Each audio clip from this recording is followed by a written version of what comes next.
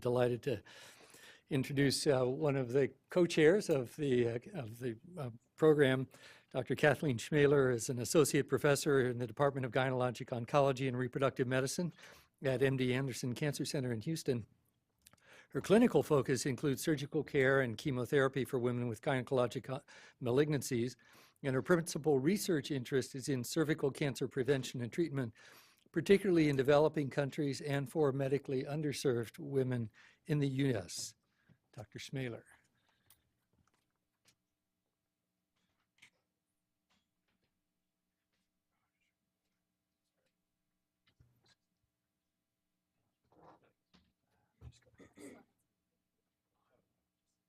Pay no attention to the man behind the curtain. Good morning, and thank you all for coming today. I'm going to talk a little bit about cervical cancer specifically and some of the programs that we have both in low and middle income countries as well as in the U.S. So as we heard, cervical cancer is completely preventable, and it's one of the cancers that we've sort of figured out. So we now know that due to the great work of Dr. Harold Zerhausen and others, we know that virtually all cases of cervical cancer are caused by the HPV virus. And we now have these excellent preventive vaccines that have been shown to be very safe despite what has been in the media, and very, very effective. We also have great screening tests with the PAP test, as well as now HPV DNA testing and visual inspection of the acetic acid, or VIA, that's used in many low and middle income countries. And then we have a very treatable pre-invasive phase. We can do a cone, LEAP, or cryotherapy, relatively simple procedures that can be done in the outpatient setting. And the good news is it takes about 10 years to progress from pre-invasive disease to cancer. So we have a long time to intervene. So really no one should be dying of cervical cancer. In the U.S., we have about 13,000 new cases and 4,000 deaths per year. And due to the development of the PAP test and all the organized screening programs that we have in the U.S., it's now the 14th most frequent cancer among women. So it's really been a huge success story in the United States and other developed countries. But in low and middle income countries, as we saw from the earlier speakers, it's the first or second leading cause of cancer death among women. And there's over 400,000 women dying per year. So when you look at this map, the countries in red are the ones with the highest incidence of cervical cancer, so primarily Central South America, as well as Sub-Saharan Africa. And the countries in green are the ones with low incidence of cervical cancer, so North America, Europe, Australia. And so it's been estimated that about 85% of cervical cancer cases occur in low and middle income countries. So a real disparity. But we don't have to go to Latin America or to Africa to see high rates of cervical cancer. If you look along the Texas-Mexico border in the Rio Grande Valley, it's a 4-county area that has a population of about 1.3 million people. It's a little bit smaller than Botswana, but not much. 90% of the population is Hispanic, and 40% live below the poverty line. The estimates are that less than 5% of women are receiving cervical cancer screening. So here in the United States, in this area, less than 5% of women are have access to cervical cancer screening. And then the other big problem is there isn't a great link to treatment, even treatment of pre-invasive disease.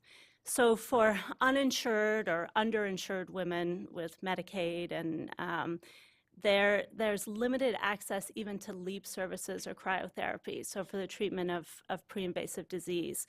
In this 4-county area, the only services for LEAPs come from one of our colleagues who works at the University of Texas Medical Branch in Galveston, who flies down every 3 to 4 weeks to do LEAPs for a day and a half. So if she gets sick, has a baby, her department decides that this is no longer part of their strategic plan, these women are really left with limited access even to treatment for a pre-invasive disease. So if they're able to get access to the screening, it's not well linked to treatment for pre-invasive disease, and then treatment for invasive disease, for invasive cancer is much, much worse, unfortunately. But we don't even need to go to the Valley. Even in Houston, Texas, we have huge disparities as far as cervical cancer is concerned. This is a picture of our group. We were invited to give a talk to one of the local schools, the parent-teacher organization of one of the local schools. This is about less than 10 miles from MD Anderson. And in speaking with these women, many had not been screened and almost none had vaccinated their children. They certainly didn't know that boys should be getting the HPV vaccine. So just down the street from MD Anderson, we have a lot of similar problems to what we see in Latin America and in Africa. So the vaccine is recommended here in the US for girls and boys between the ages of 11 and 12, but can be given as early as 9 and up to 26. We now have 3 vaccines, Gardasil, Cervarix, and the Gardasil 9 that just came out. It's 3 doses over 6 months, 93 to 98% efficacy in the prevention of cervical dysplasia if the people are not previously infected with HPV. So about 80% of people have HPV at some point in their lifetime, so it's pretty much universal. The majority of people clear it, but a small percentage go on to develop pre-invasive cancer and potentially cancer. So the vaccines only work if they're given prior to being infected with HPV, and most people are infected with HPV as teenagers or young adults on the onset of sexual activity. So it's really, really important that these vaccines are given prior to the onset of sexual activity because they have no effect on existing infection or disease. And they have been shown to be very safe. But in the US, as Mona alluded to, we have pretty low rates of vaccination. 1 dose of the 3-dose series for females is at about 60%, and 3 doses is approaching 40%. And for males, 1 dose is 41%, and the 3-dose series completion is 21%. And again, this is very different from Australia, the UK, Canada, where they're vaccinating more than 70% of their, mostly of their girls. And this is in contrast to the hepatitis B vaccine, where our rates in the US are over 90%. And again, a vaccine for a cancer-causing virus. The biggest challenge I think we have in the US is that we don't have any school-based vaccination programs. So the countries that have shown these huge successes in high vaccination rates vaccinate the kids through the schools. So that's been a big challenge in our country. So people often ask, why do we need screening? We've got these excellent vaccines. We should put all our effort into vaccination, which I agree with. That definitely needs to be our primary goal. But we'll still need screening for a while because our vaccination rates in the US are poor, and many countries do not yet have the vaccine available or do not have good programs for universal coverage. And most importantly, the vaccines don't treat pre-existing infections. So we've got 2 to 3 generations of women who the vaccines were not yet available, who still need screening. So screening will be necessary for the foreseeable future, and as of now, it's still recommended after vaccination, but that may change in the future after we increase our vaccination coverage rates and have more data in that area. So in the US, as I said, we've decreased our rates by 70%, a huge success story, but it's a complicated process. It really requires 3 clinical visits. The first is a screening pap test, and now we use HPV testing as well in this country in women over 30. If that testing is abnormal, they have to come back for a colposcopy with cervical biopsies. And then if that's abnormal, or they have significant pre-invasive disease, they have to come back for treatment with a cone or LEEP or cryotherapy, where we remove or ablate the precancerous lesion. The challenge with this is that you need pathology lab services at each step. You need a skilled colposcopist, a gynecologist, or nurse practitioner or family physician. And most importantly, you need, the pathology services at each step. So really, this is not feasible in low resource settings, and often, has a lot of problems in high resource settings, as Mona mentioned. And when you look at the availability of a pathologist in Africa, it's really just not possible for them to be doing these 3 steps for our screening process. So in the UK, there's about 15,000 people per pathologist. In the US, about 19,000. And then when you look at different countries in Africa, it's, even in South Africa, it's 1 pathologist per 200 to 500,000 people. And in the majority of countries, it's 1 pathologist to 1 million, 2 million, 5 million people. And these pathologists need to do everything, the autopsies, the colon cancers, et cetera. So to be looking at cervical biopsies using our existing system is really just not feasible. And we have the same problem in many parts of Central America as well. And it's a classic finding for anyone who's worked there is, you walk into the pathology lab in El Salvador, and there's stacks and stacks of dried out pap tests. So the women have been screened technically because they've had a pap test, but no one has read the pap test, or the pap tests end up being of such poor quality that it's not helpful, or it takes months and months to get in touch with the woman. She's not able to come back for the next step. So it's a very, very common problem where people are doing pap tests, but it's not linked to reading or to subsequent treatment. So visual inspection with acetic acid, or VIA, has been a big success. What this is you just put essentially a vinegar solution onto the cervix, and abnormal areas will turn white. It's very low cost. It can be performed by primary healthcare workers. And it's nice because you can combine it with treatment in a single visit. So really a see and treat, or screen and treat approach, where the women undergo screening with VIA followed by immediate treatment. There's a very nice study done in India where they showed a 31% decrease in cervical cancer mortality by doing this. So this has worked well in many areas. There are a lot of problems with VIA, and one is that there's high false positive results, and that leads to overtreatment, increased cost, and obviously concern for the patients.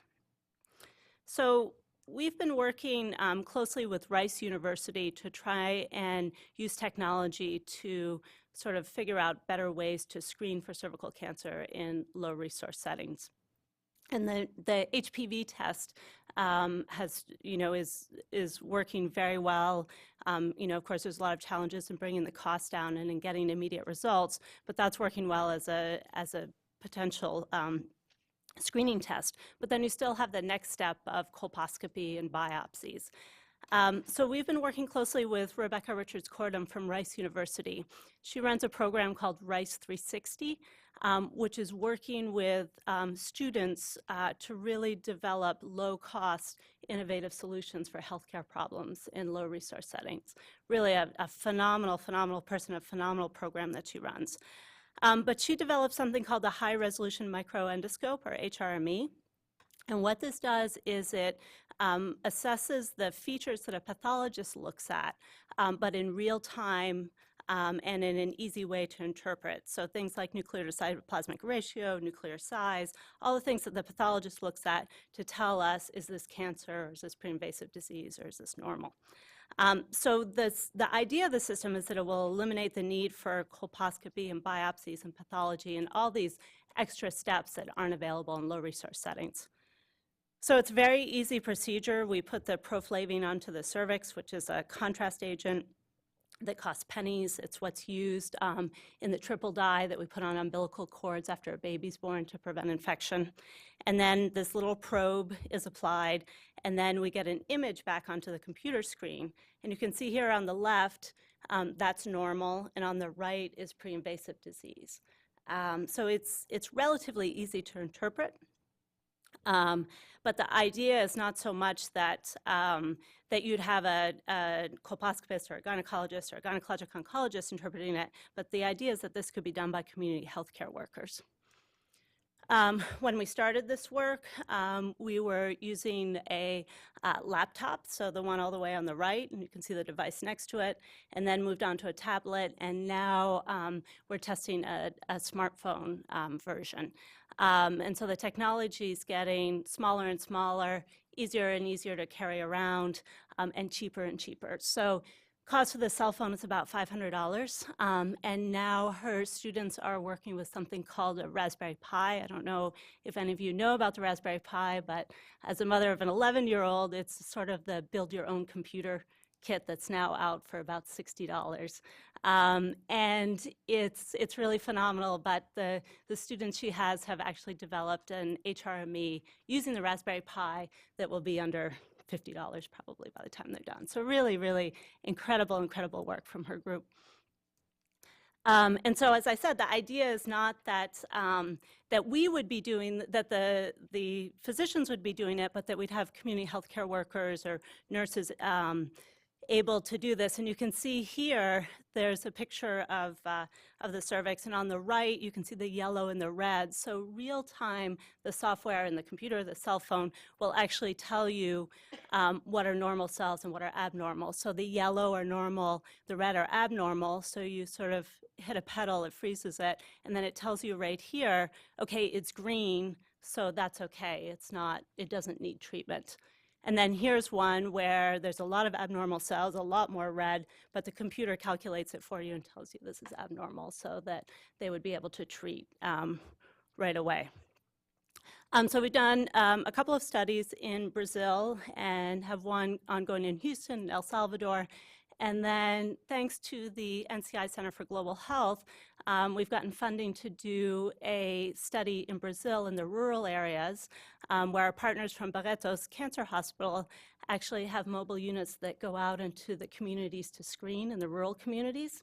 And the standard of care now is that they go out and do Pap tests, and the Paps are brought back to Barreto's, and if they're abnormal, then the patients have to travel to Barreto's to get colposcopy and LEEPs and surgery, all the next treatments. But the idea is that with this is that we'll do a see and treat. So we'll use this device, and if they're abnormal, then they will get treated right in their communities with this van. So we're doing a comparison study of treatment completion rates between the existing standard of care, where they have to come into Barreto's, and being treated by the van that essentially comes to their community or maybe even into their house.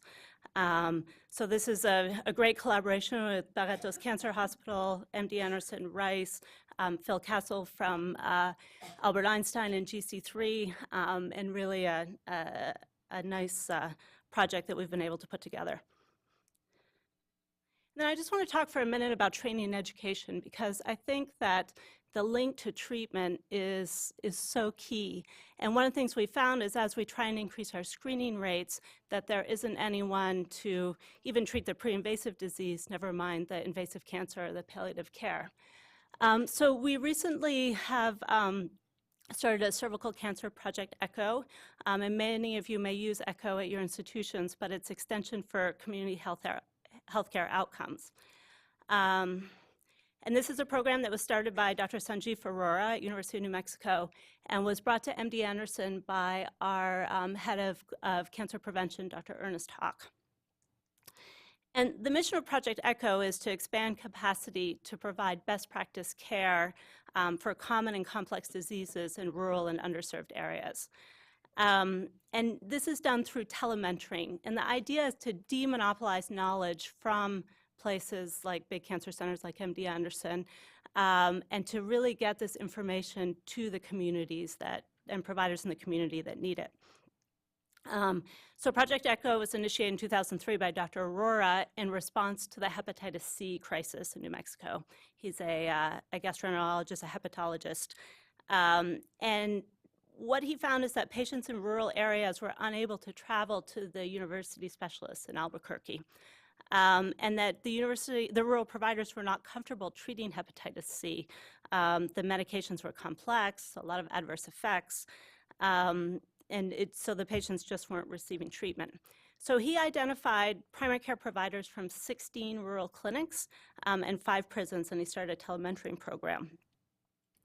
And pretty straightforward, weekly teleconferences, the providers from the community clinics would present cases, the histories, the lab results, the treatment plans and challenges, and then they would get feedback and monitoring from the university specialists.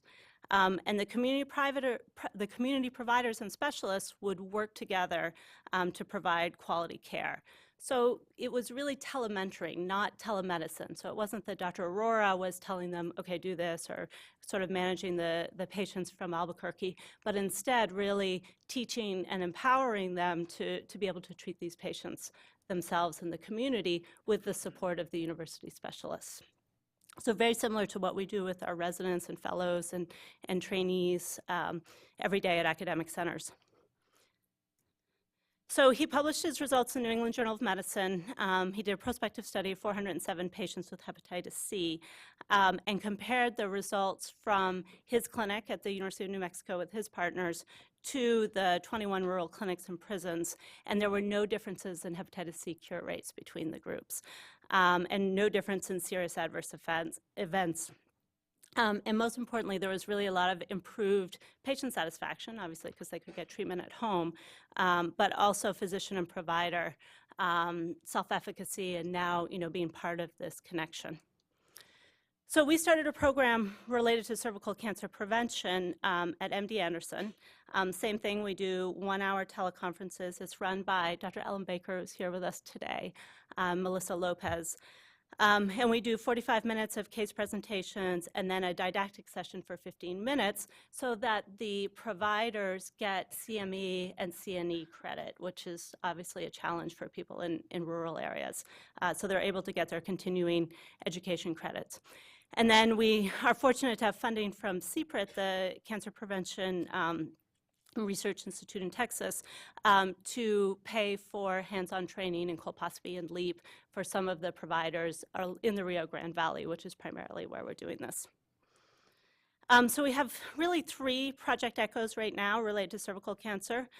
One along the Texas-Mexico border, and that one is really focused on dysplasia and pre-invasive disease, primarily midwives and nurse practitioners. And then we have a Latin America Project Echo, which alternates between cervical cancer prevention and cervical cancer treatment, depending on the week. And we have lots of partners from Central America as well as South America. And then recently, with the help of Douyin and Pink Ribbon, Red Ribbon, we've also started an Echo Africa where we're actually helping with the management of invasive disease, primarily radiation therapy, some palliative care, chemotherapy. And that's been breast and cervical cancer. And that's with Zambia and then also with Mozambique. And then what's been really amazing is just how many people show up every week. I'm always a little bit surprised by this. But you can see in the picture on the top right that here we are in Houston. These are our colleagues from Brazil who were visiting. So every Friday morning we meet there, or many times a lot of us aren't there. So you can see here we have Anna from UTMB, we have Melissa and Ellen in Houston, we've got people from Mexico, from Uruguay, from Guatemala, El Salvador, Peru. So, it's been really amazing to have people call in. We use Zoom, which is like Skype or Google Hangouts, and people present cases, and it's been great. The Latin America one we hold in Spanish. The Mozambique one we hold in Portuguese with the help of our colleagues from Brazil. And it's been really a nice program for us and for all our partners to really talk about cases and sort of give this ongoing telementoring and teaching. So in summary, cervical cancer is preventable. 85% of cases occur in low and middle income countries, but also in low resource settings and underserved areas of the United States. We have poor vaccination rates in the US that we have several initiatives to try and increase. I think we really need novel screening techniques for low resource settings, because although our existing techniques work very well, they require a lot of infrastructure and specialized skills. And training and education of local providers is going to be critical both for the treatment of pre-invasive disease as well as invasive disease. And we found ECHO to be a great model. And I'll just finish with a picture of my children to remind you to please get the message out about vaccinating kids, because that's really where we can make the biggest impact for cervical cancer. Thank you.